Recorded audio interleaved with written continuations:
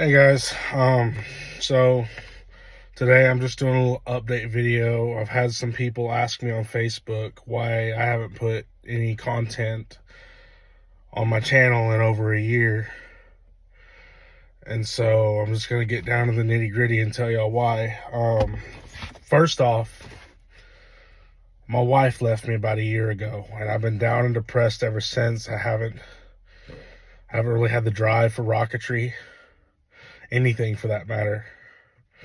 I have a fishing channel too, and I hadn't been fishing in almost a year. Just been down and depressed.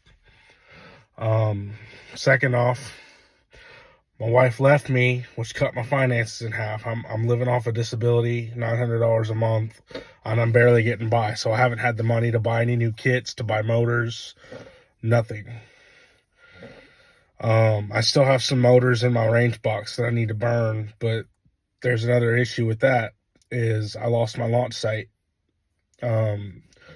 Somebody bought the field that church owned that I've been flying pretty much all my launch videos in. Somebody bought that field, has got the ground broke, and is building a fire station there. So I don't have a launch site anymore. Well, I do technically. There's Northside RC Air Park in Tyler, but the issue is getting there. That's another issue I've been having, is transportation. My car broke down the beginning of the year, and the motor burnt up, and it's been one thing after another. My wife leaves me, my car breaks down, my sister passed away a month ago. It's just been hell. So I've got two rocket kits that I haven't even, well, one of them I've kind of started on. I managed to get a Jayhawk when it came out, and I've got a QCC Explorer that I've had for a while that I haven't even opened yet. If y'all remember from one of my previous launch videos, my QCC Explorer got caught in the power lines, and the guy from the power company got a little rough with it. So I bought a new QCC Explorer, but I haven't opened it yet. I just haven't had the energy to do anything like that. I want to do a build video on the QCC Explorer, but I don't know. I just haven't had the drive to do anything like that.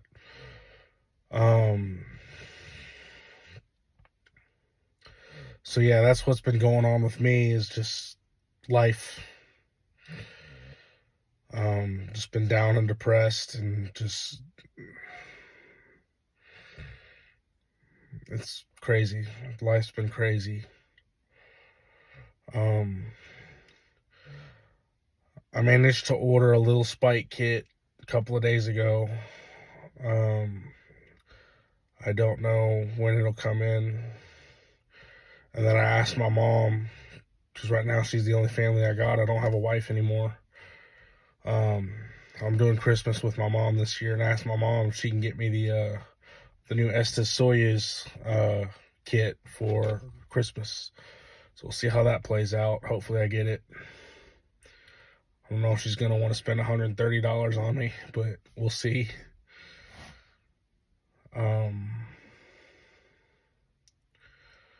So yeah, that's my little update.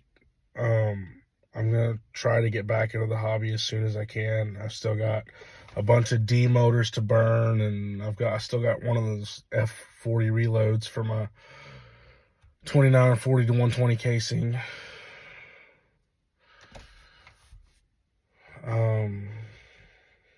Just drives me nuts that I hadn't been able to launch, but it is what it is. So yeah. So thank y'all for staying faithful to this channel. I promise I'm going to try to get some content soon.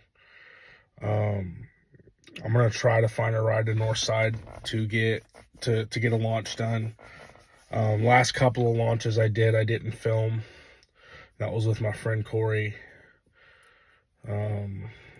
the last launch I did, just about every rocket I had shredded the parachute because, I mean, it was not that windy. It was like 10 miles an hour out of the south, but every parachute just kept pulling the shroud lines through the plastic, and I'm like, really?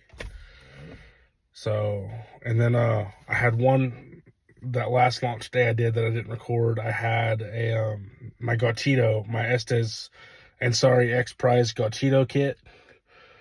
I launched it on an A34T, and the propellant managed to burn through the side of the casing, the motor case, and just ruin the rear end of my rocket. There's a big hole in the engine tube and a big burnt out spot on the body tube, and it's just, and that was a brand new rocket too. My last Gauchito that I had got destroyed in storage, so I bought a new one, and I bought this new one from a guy on Facebook back in March.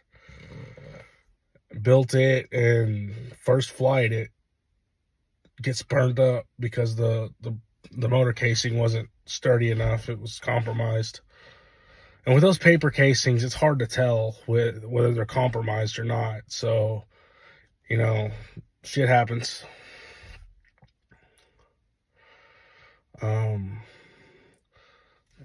North side is slightly larger than the launch side I've been launching from. So hopefully I can launch some bigger motors. Just depends on the wind, and it also depends on if anybody's there. If somebody's there flying RC planes, I'm not going to get to fly. Because that's what it is. It's an RC air park. It's where people go to fly their RC planes and stuff. And if somebody's there flying their planes, I'm not going to get to launch. And that's why I really don't launch there, because it's hit and miss. You know, it's a 30-minute drive from my house to Northside, and it's just a lot of gas to burn to get there and see somebody's there flying their RC planes. And like, well, can't fly rockets today. Got to go back home. It's another 30 minutes back. It's not worth it to me. But now it's the only launch site I've got left. So, anyways, I'm going to quit rambling. I'm going to get off of here. Y'all be safe.